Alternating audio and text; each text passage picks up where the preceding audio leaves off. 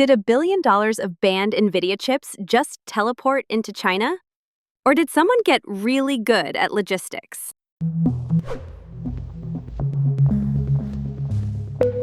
Imagine someone said, "No more Ferraris," and then 2,000 show up overnight. Swap Ferraris for NVIDIA B200 racks. And that's today's story. How they got in and what China can do with them. First, what exactly happened?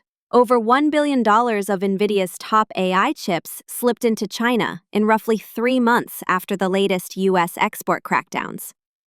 Reporters at the Financial Times, echoed by Reuters, found Chinese distributors selling banned B200, H100, and H200 chips on a gray market. Some even bundled them as full server racks ready to plug in. Full racks? That's not sneaking a USB stick under your jacket.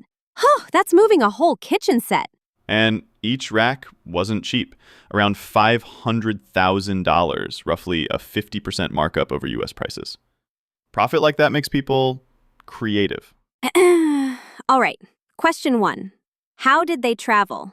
These things didn't beam in. Step by step. Buy legally, or almost legally. Ship to a stopover in Southeast Asia, places like Thailand or Singapore. Change labels or bundle with other gear, then send on to China. Classic hardware laundering. Wash, rinse, resell. Maybe slap on a sticker. Totally not GPU, all in caps. And here's the whole. Export rules watch the first sale.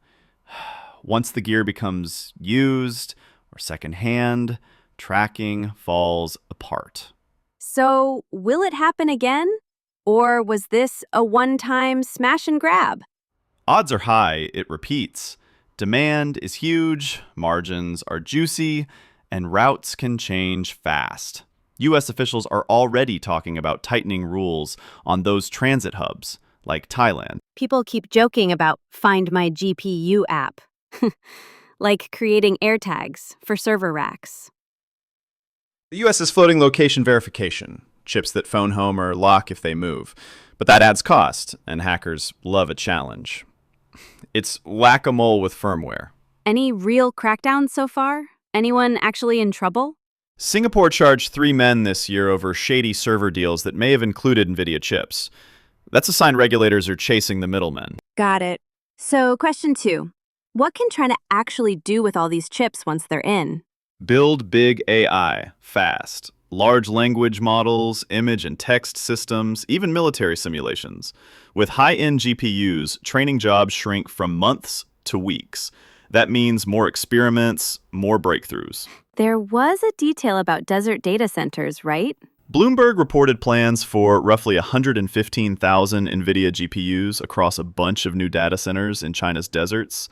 One megasite could hold most of them. Cheap land, big power deals, and fewer eyes watching. Desert data centers, just don't let sand clog the fans. Here's the catch. Gray market gear means no official support.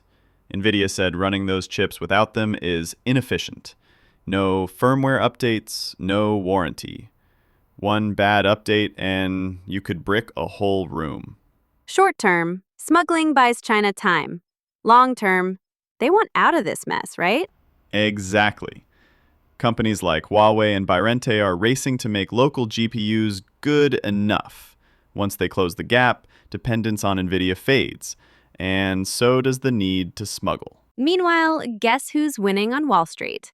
NVIDIA just hit a fresh all-time high this month, briefly topping $4 trillion in market value. Somewhere on Wall Street. Wait, banned chips still sell? Better buy more of the company that makes them. So, where's the story heading next? Watch 3 things. Tougher U.S. rules on transit hubs, smarter phone home locks on chips, and whether Chinese chips catch up. If local chips reach 80 to 90% of NVIDIA's power, the smuggling play gets weaker. techpulsedaily. We mapped the smuggling routes and the massive AI projects those chips could power. If you like today's episode, hit that like and subscribe button, and we will bring you more tech with flavor every single day. And let us know what shocked you more, the $500,000 per rack markup, the 115,000 GPU desert build-out, or NVIDIA hitting an all-time high anyway.